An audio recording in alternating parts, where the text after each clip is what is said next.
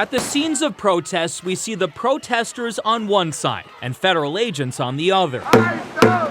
You may not notice the people in the middle, the local deputies and police officers who are often called in to keep the peace. We're all experiencing a lot right now, so it's hard. It's hard. Hennepin County Sheriff Dewana Witt says her deputies have been under a lot of pressure this month. I have a lot of sleepless nights.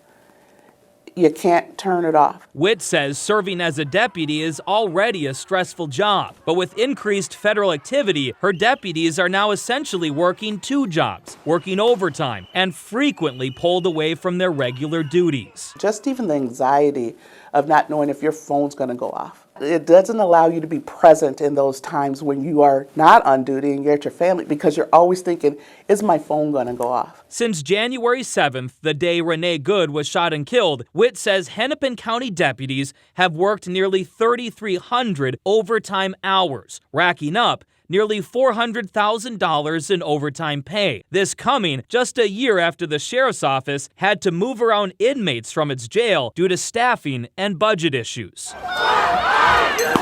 Though the overtime is concerning, Witt says the mental toll on her deputies is a much bigger problem. It's very taxing on us, but we got a lot of good people here and that are coming to work every day, and we got to make sure as leaders that we give them the confidence, the assurance that they're going to be okay. Witt says her deputies are also being mistaken for federal agents, and it's affecting their work. She recalls one incident a few days ago where deputies were trying to arrest a man who had multiple felony warrants that are not immigration related, and the deputies nearly lost him when community members started banging on their car and accusing them of being ICE agents. We cannot forget that there are people.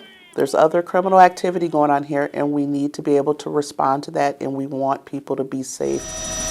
But make no mistake, Witt says she supports the community's right to protest. Minnesota won't go home. Not until you do. And says she has personally witnessed moments where community members have stepped in to police the crowds themselves to make sure that the occasional violent outburst doesn't take the spotlight away from their cause.